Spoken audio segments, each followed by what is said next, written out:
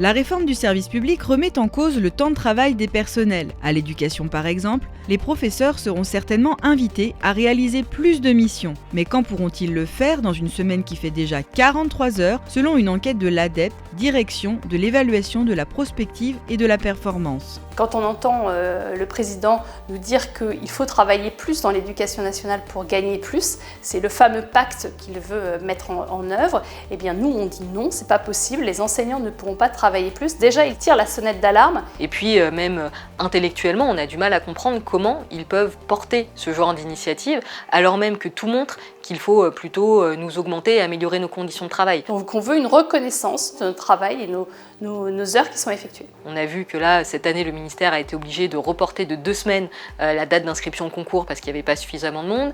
On a des gens qui partent et le temps de travail de ceux qui restent est extrêmement élevé. Face à cette réalité-là, nous dire travailler plus pour gagner plus, c'est complètement hors sol et on demande une revalorisation des salaires pour toutes et tous, début, milieu et fin de carrière, sans contrepartie. En résumé, dans la fonction publique, le temps de travail est fixé à 1607 heures annuelles, soit 35 heures par semaine et 25 jours de congé, et pas plus, même si certaines collectivités avaient obtenu des avancées. Au fil des années, les agents dans les collectivités ont pu gagner des congés supplémentaires pour compenser la pénibilité du travail ou des difficultés rencontrées. La loi de transformation de la fonction publique de 2019 a mis fin à ces congés supplémentaires en disant aujourd'hui c'est 1607 heures, point barre. Pour la FSU territoriale, cette réforme est injuste à double titre. D'abord parce qu'elle prend uniquement le temps de travail théorique des agents et non pas le travail réellement effectué. Bien souvent, car les agents sont en situation de sous-effectif, ils font plus que leurs heures prévues. Et injuste également, car il y a un prétexte d'économie budgétaire et ces économies ne sont pas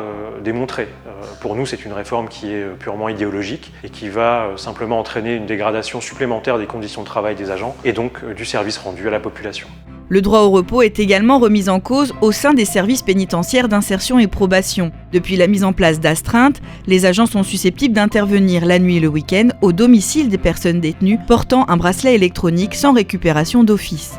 Ces personnes, au quotidien, peuvent générer différents types d'alarmes. Dans toute situation, un personnel de direction au sein de nos services reçoit l'alarme, la traite et, le cas échéant, peut décider d'envoyer un personnel de surveillance au domicile de la personne pour intervenir par exemple s'il s'agit d'une problématique technique. La difficulté c'est qu'à l'heure actuelle, notre administration refuse pour les personnels de direction de bénéficier d'un temps de repos quotidien de 11 heures alors que c'est défini par le Code du travail, et pour les personnels de surveillance, la difficulté que nous rencontrons c'est que ces personnels aujourd'hui ont une charge de travail qui est considérable, une dégradation tout à fait sensible de leur qualité de vie au travail et des répercussions à moyen terme pour nos services tout à fait délétères. La charge mentale dans la fonction publique n'est jamais prise en compte et certains métiers comme celui d'assistante sociale de l'éducation nationale sont désertés par manque de moyens. Quand vous avez une situation par exemple d'un élève mineur qui n'a pas de solution d'hébergement pour le week-end et qu'on n'a pas forcément de solution immédiate à lui apporter, c'est parfois extrêmement difficile le soir et le week-end de pouvoir opérer une coupure entre son espace professionnel et son espace personnel. Ce constat, il entraîne une augmentation des situations d'épuisement professionnel, une volonté de plus en plus manifeste de nos collègues de quitter l'éducation nationale pour aller dans d'autres institutions et la perte de sens de l'exercice des missions. La charge de travail